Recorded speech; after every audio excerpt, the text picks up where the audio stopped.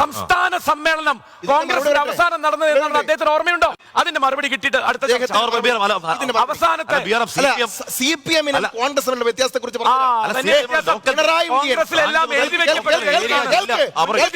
മാത്രം രാഷ്ട്രീയത്തെ കാണുന്ന ഒരു സംഘടനയാണ് കോൺഗ്രസ്. പിണറായി വിജയൻ തീരുമാനിക്കുന്നു, ഗോവിന്ദൻ പോയി സമ്മേളനം വിളിക്കുന്നു. സമ്മേളനത്തിൽ സഭ്യമായ ഭാഷയിൽ ഗോവിന്ദൻ എന്ന് പറയുമ്പോ ഒന്നില്ലെങ്കിൽ അദ്ദേഹത്തിന് ഇനീഷ്യൽ പറയാം. ഗോവിന്ദൻ എന്ന് പറയുമ്പോൾ പത്മനാഭൻ എന്ന് വിളിക്കോ? അല്ല, അങ്ങനെയല്ല. ഗോവിന്ദൻ എന്ന് വിളിക്കും. നോക്കൂ, സരിൻ എന്ന് വിളിക്കും. നിങ്ങൾ ഷഫീർ എന്ന് വിളിച്ചോ? അല്ല, സരിൻ VD സതീശൻ അങ്ങോട്ടൊന്നല്ലോ പറഞ്ഞത്. ശ്രീ VD സതീശൻ എന്നല്ലോ. VD സതീശൻ അങ്ങോട്ട് കിട്ടും. തരുന്ന പോലെ അങ്ങോട്ട് കിട്ടുള്ളൂ.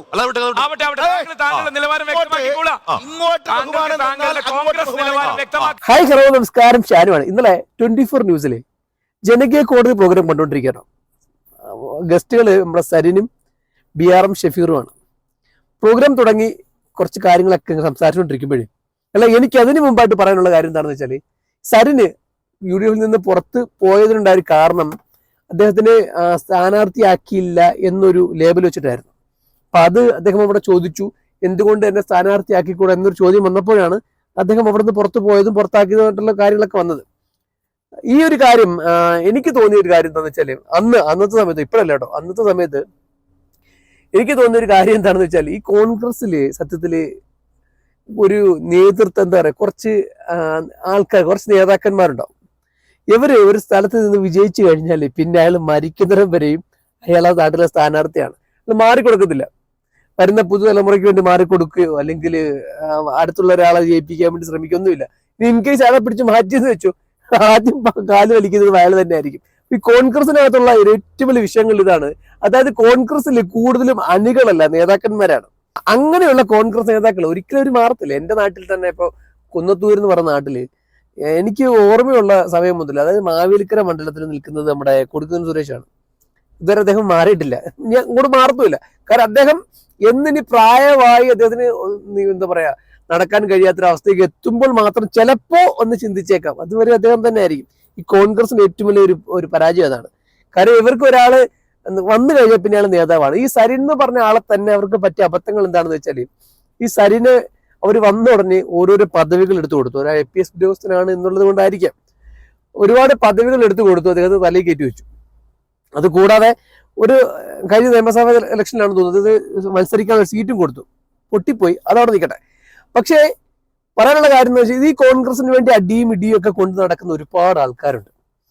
അതുപോലെ നമുക്കറിയാം, ഒരുപാട് അണികൾ ഇപ്പോഴും ഒരു സ്ഥാനവും കിട്ടാതെ എന്നാൽ ഈ പാർട്ടിക്ക് വേണ്ടി മരിക്കാൻ നടക്കുന്ന ഒരുപാട് ആൾക്കാരുണ്ട്. ഇവരെയൊക്കെ പാർട്ടി തടഞ്ഞിട്ട് ഇതുപോലെ വരുന്നവരെടുത്ത് തലവെക്കും.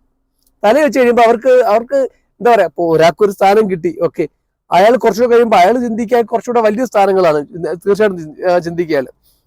അയാൾക്കത് കിട്ടാതെ വരുമ്പോൾ എന്ത് ചെയ്യും? സ്വാഭാവികമായിട്ടും അവിടെ നിന്ന് അയാൾ പോകും. നിങ്ങൾ നേതാക്കന്മാർ ചിന്തിക്കേണ്ട കാര്യം എന്താണെന്ന് വെച്ചാൽ, അയാളെ ഈ വരുന്ന പുതിയ ആൾക്കാരെ അടുത്തായിട്ടിലിടുക. അവർക്ക് ആ പാർട്ടിയോടുള്ള ഇഷ്ടം കൊണ്ടാണ് അല്ലെങ്കിൽ രാഷ്ട്രീയത്തോടുള്ള ഒരു സ്നേഹം കൊണ്ടാണ് വരുന്നതെന്നുണ്ടെന്നുണ്ടെങ്കിൽ അവരവിടെ നിന്ന് വളർന്നു വരട്ടെ. നിങ്ങൾ വരുന്ന ഉടനെ ഇദ്ദേഹത്തെ നേതൃസ്ഥാനം കൊടുത്ത് വലുതാക്കി ഇരുത്തിയിട്ട് ഇത് ഇത്രയും നാൾ ഈ പാർട്ടിക്ക് വേണ്ടി അടി കൊണ്ട് നടക്കുന്ന അണികളൊക്കെ പാരായി. അപ്പൊ വിഷയം ഇതല്ല. നമ്മൾ പറഞ്ഞു വന്ന കാര്യം എന്താണെന്ന് വെച്ചാൽ, ഈ ഇലക്ഷനോടാണ് സത്യത്തിൽ സരിന്റെ പേര് ഞാൻ നല്ലപോലെ കേൾക്കുന്നത് കേട്ടോ. അപ്പോ സരിൻ, ഞാൻ കരുതിയിരുന്നത് ഒരു വട്ടം അദ്ദേഹം നിന്നും തോറ്റുപോയി, അതുകൊണ്ട് അടുത്തൊരു ചാൻസ് അദ്ദേഹത്തിന് കൊടുക്കാം എന്നൊക്കെ കരുതിയിരുന്നതാണ്.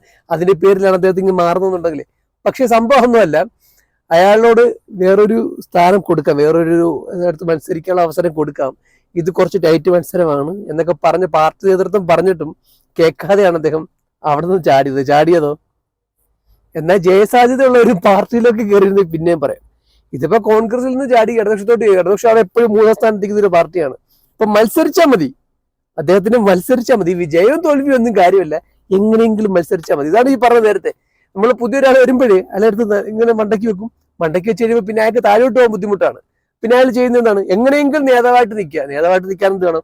ഇടയ്ക്കിടയ്ക്ക് മത്സരിക്കണം, അതുപോലെ ആൾക്കാരുടെ മുന്നിൽ നിൽക്കണം, വാർത്തകൾ നിറഞ്ഞിരിക്കണം. ഈ സംഭവങ്ങൾ മാത്രമാണ് കോൺഗ്രസിന് പറ്റുന്ന ഏറ്റവും വലിയ തെറ്റ്. ഇത് തന്നെയാണ്. എല്ലാ കോൺഗ്രസുകാരെ പോലെയും കേരളത്തിന്റെ പൊതുസമൂഹത്തിന് മുന്നിൽ നിലനിൽപ്പിന് വേണ്ടി രാഷ്ട്രീയം കൊണ്ടു നടന്ന ഒരാളായിരുന്നു സരിൻ. അതൊക്കെ കാപട്യമായിരുന്നു. കാപട്യമായിരുന്നല്ല, നിലനിൽപ്പെന്ന് പറയുന്നു. ഞാൻ വീണ്ടും പറയും. അല്ല അപ്പൊ ഇപ്പൊ കാണിക്കുന്നത് എന്താന്ന് ചോദിച്ചാലോ? ഈ ചർച്ച കണ്ടതിൽ നിന്ന് എനിക്ക് മനസ്സിലായ കാര്യം എന്താണെന്ന് വെച്ചാല് സരിന് സത്യത്തില് ചാടിപ്പോയതാണ്, ആവേശത്തിന്റെ പുറത്ത് ചാടിപ്പോയി. പിന്നെ ചെന്ന് കയറാൻ പറ്റിയ ഒരു സ്ഥലം ഇടതുപക്ഷമാണെന്ന് തോന്നി അങ്ങോട്ട് ചെന്ന് കയറി. കുറ്റബോധമുണ്ട് നല്ല.